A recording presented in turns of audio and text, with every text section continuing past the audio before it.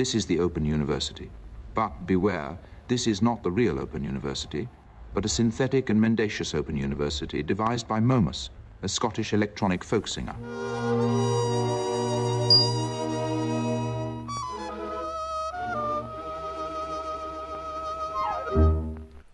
Welcome back to the Open University, which is not the real Open University, and welcome to 2025. It's a rather grey day out there on January the 1st, and we're talking today about the first, 9 tracks on Quietism, which is the new Momus album, the 2025 Momus album. It's a new year, therefore the excitement for me is being able to make a new record. I made 2 last year. This is what years are for. They're there for me to be able to use as an excuse, a pretext to make new albums, because I love it so much. And we're going to talk about the first 9 tracks on Quietism, and the styles indicated this time are roughly melting BoSanova. You've got to think of melting clocks and turntables. The sonic version of melting is when a turntable stop button is hit. But also sinister easy listening, which is something I've visited many times before. There's always a kind of schizoid, sinister edge to my music, and I like to combine that with a lushness. So the lushness of BoSanova, say 1960s, Gilberto Gil and Tom Jobim and all these people from Brazil who are making this fantastic, almost film soundtracky kind of music, but also very influenced by jazz and by the sophistication and subtlety of jazz. And so, but making a pop song in a jazz kind of style. And it was sort of consumed very enthusiastically from America in particular as a part of this sort of exotica movement. So you get Carmen Miranda, she pops up in the album later, with lots of fruit in her hat, being a kind of Frida Kahlo who sings and dances. And you get sort of projections onto and extrapolations of the nature of South America, Latin America, as seen by the North. So there's almost this Sehnsucht dimension to Northern people looking at Southern people with envy, seeing all the colour and the passion of Southern people. I haven't been to Brazil, but I have immersed myself in this style. I've done it in various ways throughout my career. Songs like Complicated. Here in your room, I have learned to be tender. It's too much to take in, to study, try to remember. The shape that you make in your dress, the color and taste of your breasts is something complicated, too complicated for me. The Emperor of Oranges, or even I Am a Kitten, some of my biggest hits actually have been a sort of bossa nova.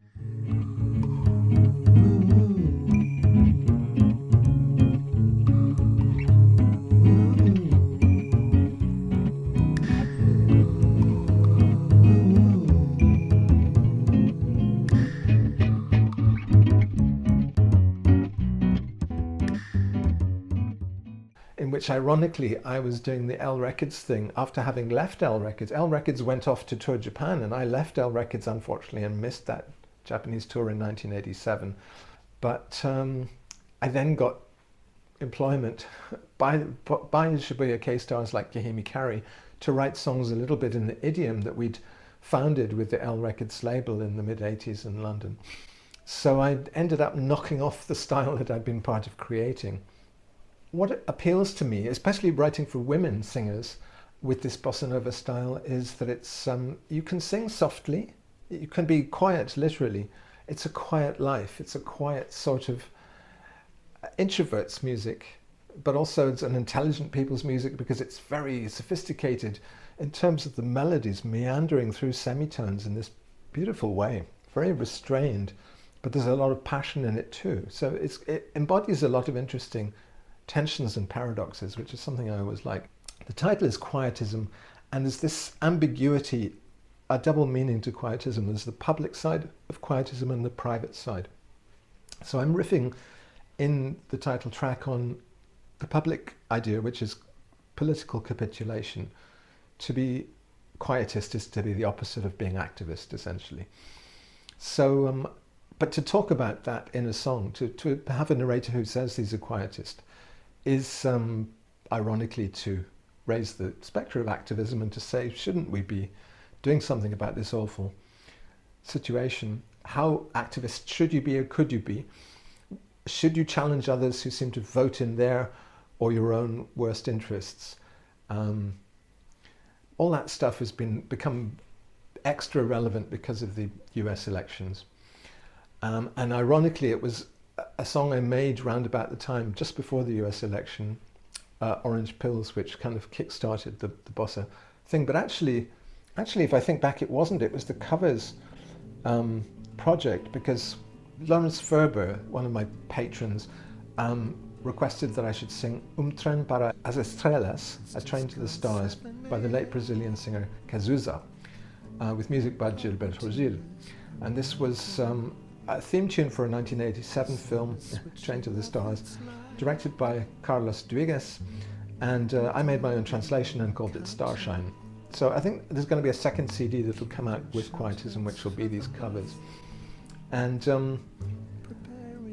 there's a kind of murky existential grandeur to this song, which I really loved, and which, with Gilles' typical subtlety of guitar, joined by strings and synth and fretless bass. And it's set in Rio. It's very much about avoiding the excesses of rock, which is always keen to bash guitars, bash drum kits, and kind of bash the heads of the audience as well, with 4/4 time, galumphing back to the tonic chord, the home chord, the musical equivalent of a trump rally, essentially. Then bossa instead gives us this ambiguity, these complex chords, a sense of wandering through unexpected landscapes in a subtle, difficult to sing kind of way musically, and getting lost in this beautiful timbral ambiguity, and enjoying getting lost, which I think is a theme on the album as well. A choice to be introverted in public rather than to be activist. Let's talk about Orange Pills. Let's talk about the anti-Trump song.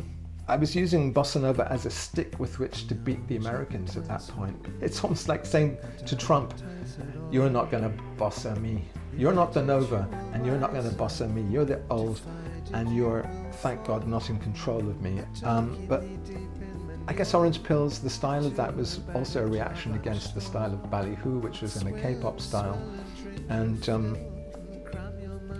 I wanted something subtler and more restrained, but I also wanted something new, a new genre to feed into the pastiche machinery of artificial intelligence. So that one, it was started really before the album, but it was very influential, and it's on the album. Love Yourself I did, so Orange Pills was done on October 25th, and then the next one I did for this record was Love Yourself, which was on December the 19th, and this is a little bit of a stylistic detour because it's not bossa, although it does have this Pino Palladino kind of bass line, which is what really appealed to me when I was messing around with audio. The prompt was a very sophisticated 1970s jazz funk with Rhodes piano, muted horns and key changes. So you can see there's sort of a continuity with the previous album Ballyhoo, because that was also using 80s funk as seen through the lens of K-pop right now. I went through 23 generations on audio, a lot of pushing through remixes and extensions and, you know, altering it, varying it, as you can do with the algorithms on audio, until it became something that I liked. And the theme of this song, Love Yourself to Death, somebody said it's rude, sounds very rude, that, was partly a response to all the vloggers I watch, and they seem to have mental trauma issues, and to resolve them with consumerism, essentially self-care, loving yourself, self-therapy, or therapy from a therapist. So shopping therapy is not very ecologically sound. I don't know, it just seems that it's not minimalist enough, you know. I understand that there's a generation of people with mental problems and trauma issues and things. And this is, again, something that keeps cropping up in the record, and trying to help people around these problems, or perhaps by accepting that there is sadness in life and there is difficulty. And you know, I watched a vlog this morning of somebody in Tokyo saying, "I've just realized I'm broken," American guy in Tokyo. And it turned out he was broken because he couldn't go to cafes and restaurants on his own. It is a slightly awkward situation. It doesn't require therapy. It doesn't require the term broken. It doesn't require medicalization, certainly. I kind of adapted a phrase from Neil Postman, which was amusing ourselves to death. That was the title of a book he wrote about television in, I think, the early 90s. So now we're sort of therapeutizing ourselves to death, or loving ourselves to death, self-caring ourselves to death. In the 80s, there was a Japanese idol and singer. I wasn't really very aware of her, but she was called Miho Nakayama, and she died in early December at the age of just 54 in her bath. I'm not sure what the details of that were, whether it was a suicide or whether it was an accident, or you know, she fell asleep in the bath or whatever. It was a tragedy, but I used a reel of her 80s commercials to propose an alternative, a Japanese consumer society from a different era, as a kind of contrast to the love yourself, self-therapy world of the vloggers that I watch. And I always like to defamiliarize the kind of context we're in by putting it up against another context. And so the song is a bridge between 80s retro that I was using on Ballyhoo and something else. And there's even in the chorus kind of Paul Haig feel, you know, this dum dum dum dum dum dum dum.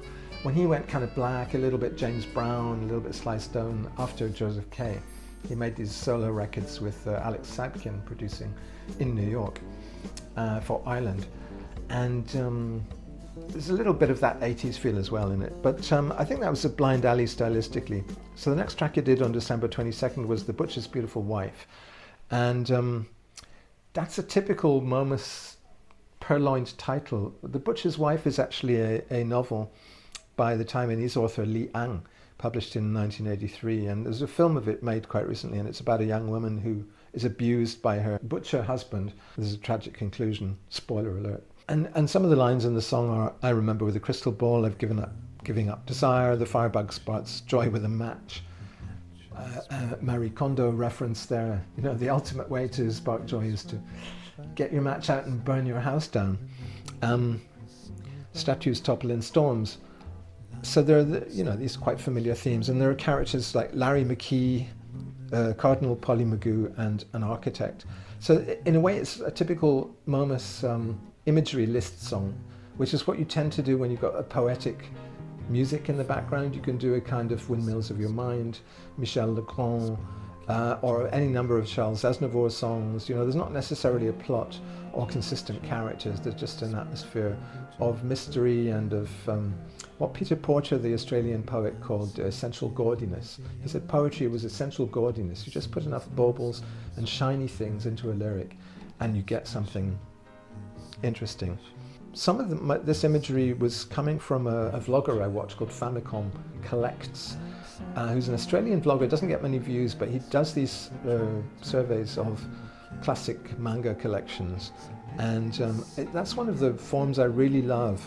I don't necessarily want to rush out and buy these mangas, and if you could find them anyway, because they're all retro and antique, but I love surveys of stories, manga or novels that I haven't read, and I prefer not to read because in my mind the titles suggest some kind of magic which maybe the things themselves would not have. Maybe they would, and for the same reason I used to love reading the music press, reading about songs which I maybe would never hear, because it wasn't so easy to go to, there was no internet to go and hear songs, so you just read and you imagined these fantastic things, especially good reviews. You know, you imagined how fantastic the new Style Council record would be, and perhaps it wasn't. That's another way I generate lyrics and ideas, is just, you know, putting resonant titles in there of unwitnessed artworks. The next track was called 30,000 Nights, and it was done on Christmas Eve, December 24th. And this was based on Fragments of Harmony, which is another auto-generated Udio track. Actually a different iteration of the same Udio song, which is Behind the Butcher's Beautiful Wife. I heard this, I calculated, I used ChatGPT, actually I'm using ChatGPT a lot for lyric ideas as well, not to generate lyrics themselves, but to ask it questions. But I calculated, thanks to ChatGPT, that if you live to the age of 82, you have about 30,000 days and nights of life. And then there's all this Homeric imagery of the Minotaur, the labyrinth, life as a pleasure puzzle, being lost as something nice, which comes up again later in the Eno song. The idea of meandering and being lost as a luxury. Actually, when I met Malcolm McLaren, just before he died, this was one of his themes, that you could no longer get lost because of smartphones. And it was a pleasure to get lost, a pleasure to kind of be a flaneur across the whole world and really do things in a fairly random arc. Thinking of the labyrinth, the spiral labyrinth, as an architecture of delay, which is something I was talking about in the last OU video, about how I keep diaries and keep records of my life and make albums as a way to stretch time. You can actually control time. I mean, making music is controlling time, essentially. It's a time machine. And not just in the sense that you can control what time sounds like in people's experience when they listen to your music, but also because it fixes points in your memory, things that you would otherwise forget about how you felt and how the world felt at any given point. Or making friends with your ghosts as well, and being friends with the Minotaur who's helping you to make ghosts in your house, make monsters in your house. I'm not sure what that is, except that making songs is a way of making monsters, time-proofing the monsters you make as well. And video shows me walking down, well, it's just me, a point of view video, walking down the Rue Mouffetard on the left bank. And the Santa and the Gypsy flower seller, who just kind of crop up as I walk down this cobbled street, pedestrian street, almost make me think of Massive Attack's Unfinished Sympathy video, which is a fantastic video. Somebody walking a few blocks in Los Angeles. But of course there are interventions and episodes happening, events in thick fog. Not thick fog in that case, smog perhaps, which are staged. You can tell was it Bailey Walsh who made that video? I think it might have been. And the next track was made on Christmas Day. No Christmas for junkies! For a song making junkies like me. And it was called The Quietist. And so I had a track on Udio again called Liberation of the Senses.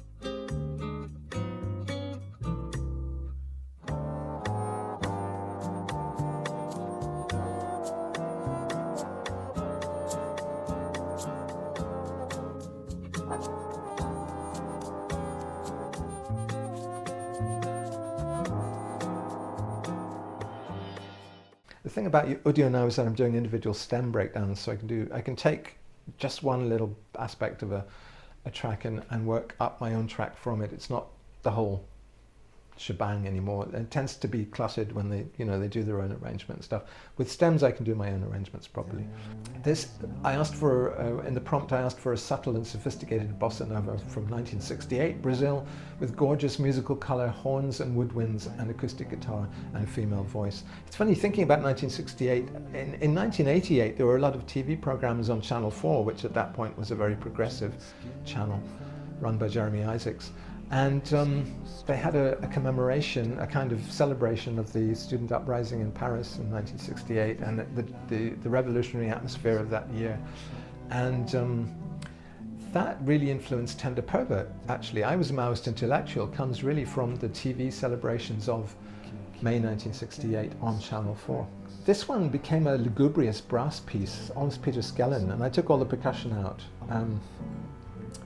I watched this amazing documentary about Gregory Ligeti, who's known mostly for the kind of weird choir sounds in 2001 by Stanley Kubrick, but he did this amazing performative, almost tricksterish avant-garde classical music, and then he went neoclassical a little bit in the 80s. But this documentary was based on a Blue Sky recommendation I found, and someone used the imagery of melting clocks. They did these visual kind of parallels to Ligeti's music, and some of them were really beautifully filmed. In 1976, I think it was made. And there was one with melting clocks where they literally had taken some clocks, plastic clocks, and melted them in an oven and filmed it. And it looked a bit like Peter Greenaway's kind of, you know, Z and Two Noughts, where all the fruit and the animals and, you know, dead things are disintegrating. And I actually also used this film in the stage set in my Apprentice Devil video. And I also put some Ligeti choral dissonance into the song itself. So towards the end of the Quietist, it gets noisy. There's a kind of swelling of dissonance in the music, which is all choral stuff from Ligeti. And then it's kind of resolved back into a sax, and it ends with harmony again. But that's meant to be disquieting, literally. In a song called The Quietist, it's disquieting to have decided not to take action and then realize that your decision not to take action was a decision to take an action of some kind. There is no such thing as being simply passive, because everything you do, you know, affects something somewhere and will affect you, will come back to you like a boomerang. So there is this old cliche about, you know, first they came for the queers and I said nothing, and then they came eventually for me. And so there's almost a sense of karma, a karmic justice there. And it really just started with the line popping into my head. The music suggested this line, "There is no point. There is no point." And those three words really suggested the whole theme, you know, that quietism is there. There is no point.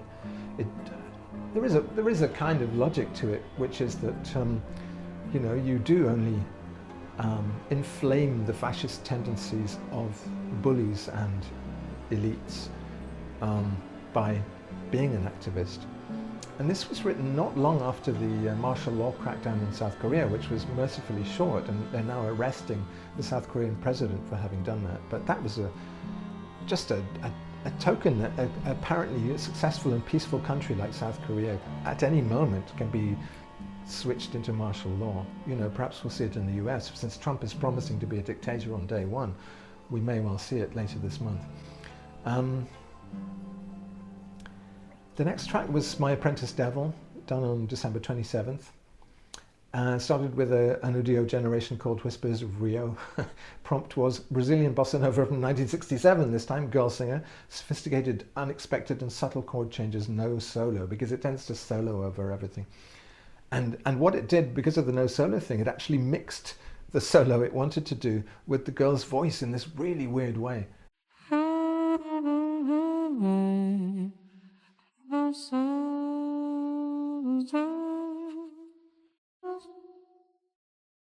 Getting back to the essential gaudiness in the lyrics again, it seemed to be the kind of song that would require an essential gaudiness and a parade of beautiful words. So here we get archipelago, exoskeleton, carapace, bishoprics, diocese, all these words which actually to me evoke the Baron Corvo. Frederick Rolfe was his real name. I've been reading his Letters from Venice, which is a very sulphurous series of letters about gay life in Venice. And so the vocabulary harks back to this Corvo-influenced song I did back in 2019 called Lardy Bastard, which was a song about Nigel Farage. My weapons against these fascists are simply vocabulary they can't understand. It's fairly pointless, but it's my weird form of poetic activism, I guess. I did a parody of one of these Guardian things, a sort of Guardian guide to whatever. Do say, this sounds like if David Lynch directed the new Bond film and they got the ghost of Scott Walker in for the theme. Don't say, I don't know if Momus has improved, but the AI certainly has. It's startling, you know, the pace of change just in 1 year within what AI can do. And no doubt alarming. Next track was Spoiler Alert, done on December 28th. And on Nudio again, I had this song called Euphonic Revolution. The prompt was a radical BoSanova from 1966. Oh, and a year before, Brazil, female singer, sensual, sophisticated and jazzy. And yet, I don't believe you. And yet, I'd rather leave you.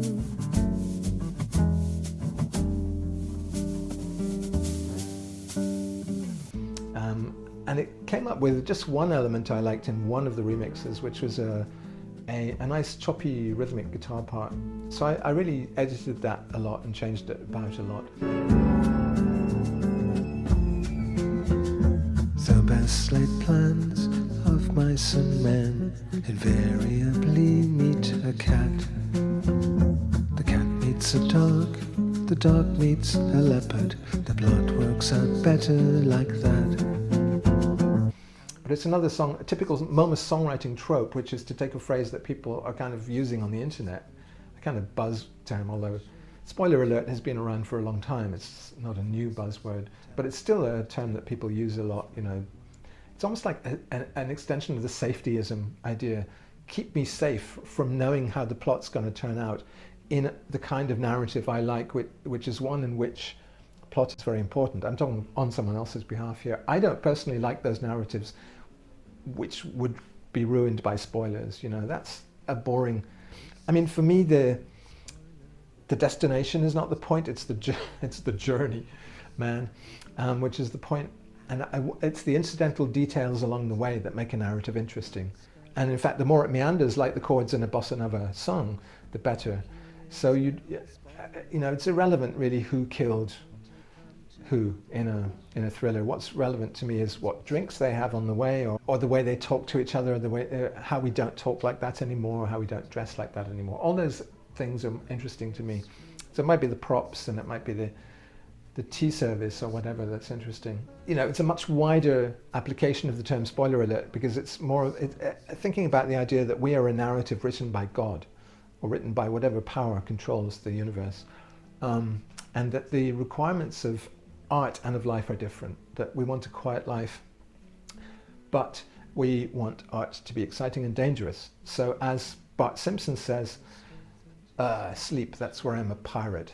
Or as Theodore Adorno says, life does not live. It's actually art which lives, really, because you can take risks which are risk-free in art. It's a safe zone, so you can be dangerous in it. The whole idea of Aristotelian catharsis kind of goes out of the picture, because catharsis is really about an audience watching something in a theatre and being able to purge their own emotions from their own lives by seeing things on stage resolved in a particular way. Perhaps sorrow and pity are the main things that Aristotle says tragedy is for, invoking and evoking in the audience. And that by evoking them, we purge them, we get rid of our negative thoughts and feelings, a bit like a nightmare, you know, in sleeping, when you do have these dreams which are healing you by showing you horrible things which kind of earth the neuroses and the fears that you have. But if we're living in a work of art written by God, you know, we don't want to be the examples, you know, to inspire other people's sorrow and pity and all that stuff. Just spare us from tragedy. We want to stop shit happening, and we don't care if we're dull. The next track was Trauma Bingo. I had a track called Whispers of the Night on audio, and it's Brazil Tropicalio, Sao Paulo, 1960s, sophisticated in minor key. Under the full moon of a nightmare forest, I noticed a new line had appeared on my forehead. Why did the owls scream blue murder as they watched me bonking on my herder?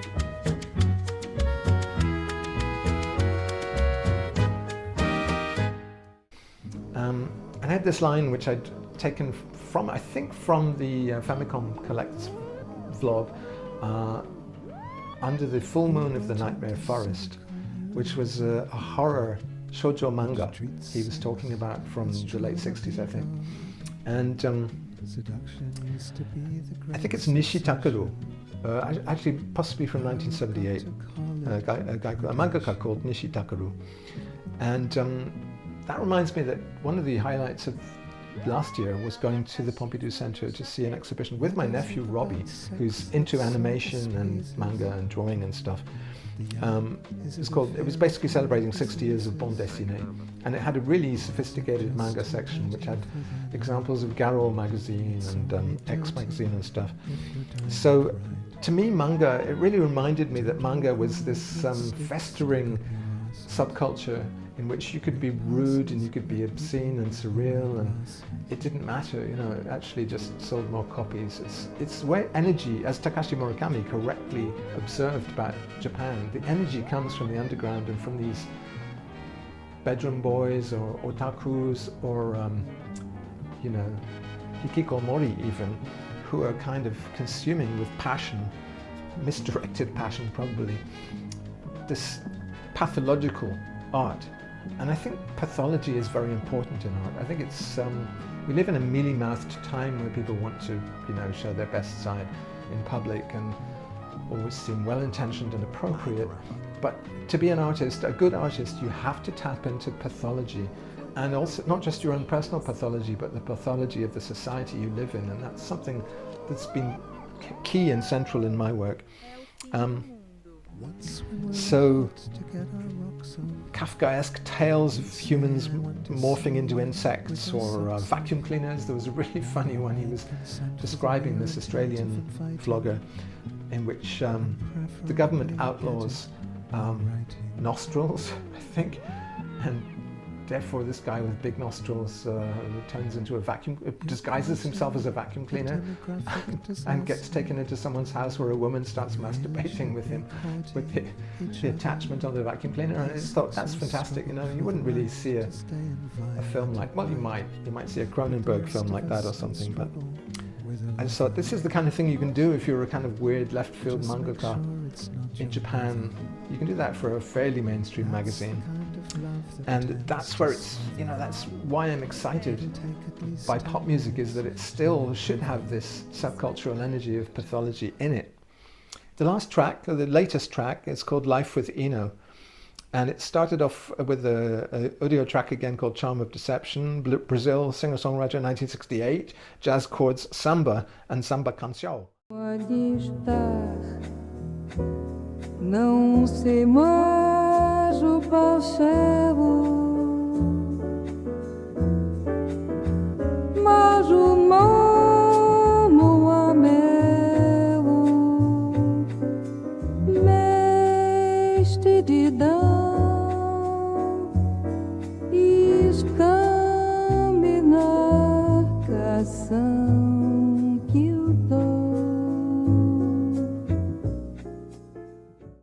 so samba type songs, so that really made it do a very slow Portuguese song. So I used a little bit the Mondegreen technique with this and imagined what the Portuguese language was saying without using Google Translate or anything, and then made my own version, which was a story about Brian Eno. And I think there's a little bit of Arto Lindsay in there as well. It's actually not like an Eno song at all. It's more like an Arto Lindsay song.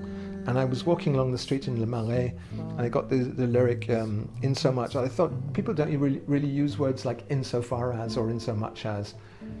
And I like that kind of word because it's quite clumsy in a way as a word, but it's setting up a reservation. It's sort of saying insofar as this, actually that.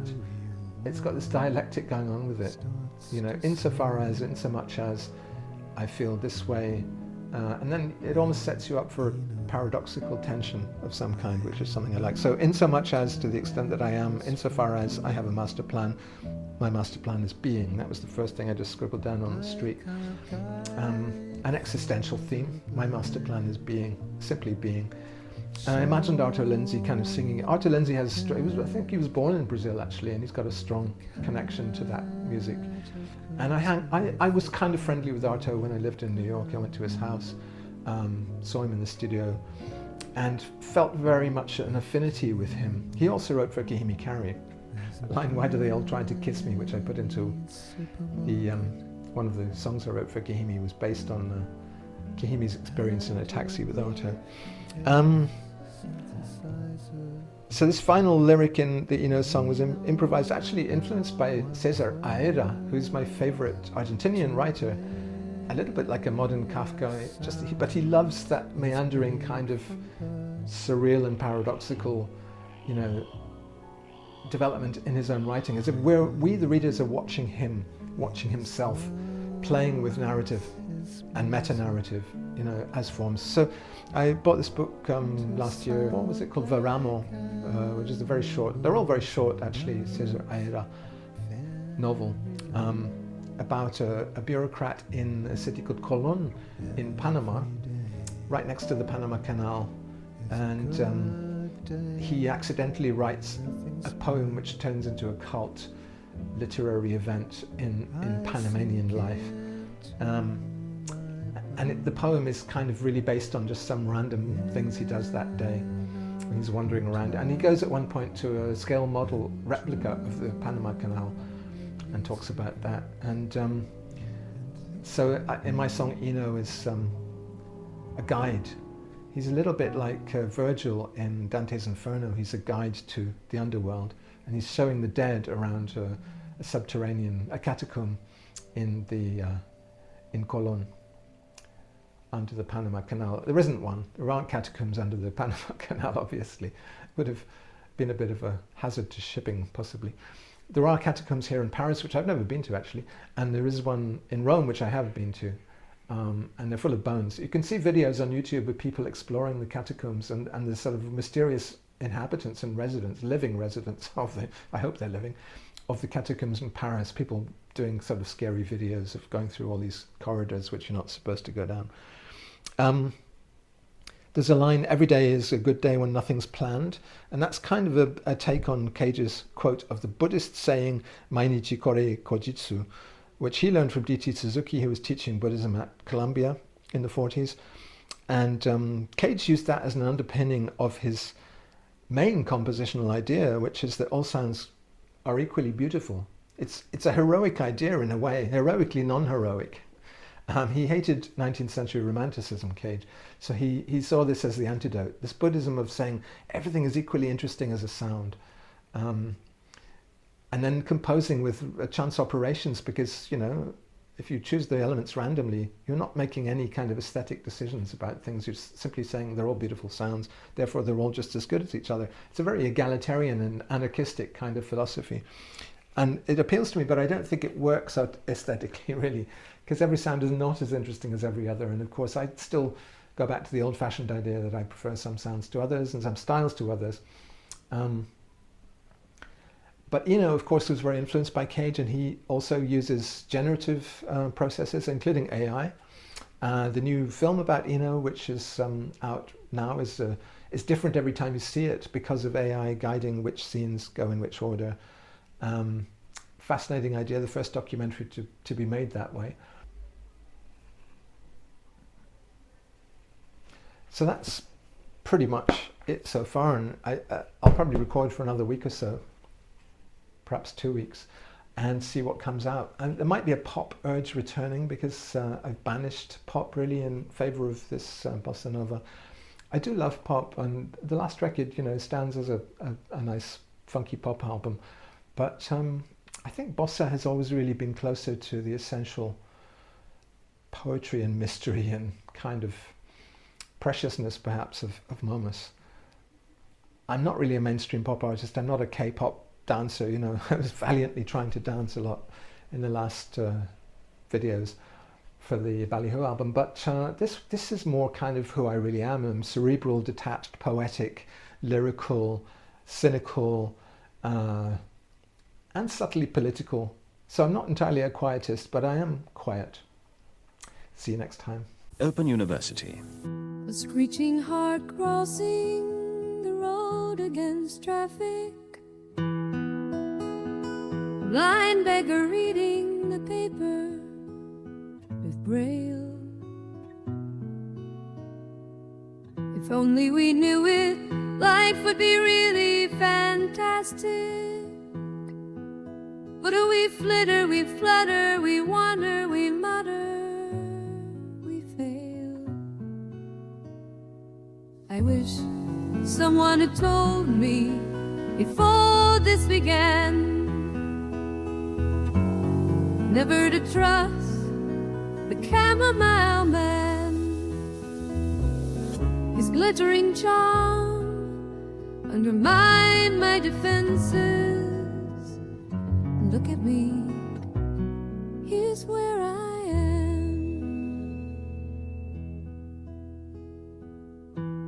bottle of wine that some rich man abandoned, an old cigarette partly smoked, tastes like hell. A place to shack up for the night would be Skellnice, but I flitter and flutter and wander and fail. I wish someone had told me before this began never to trust the chamomile man. His charm and charisma destroyed my defenses. And look at me now, years well.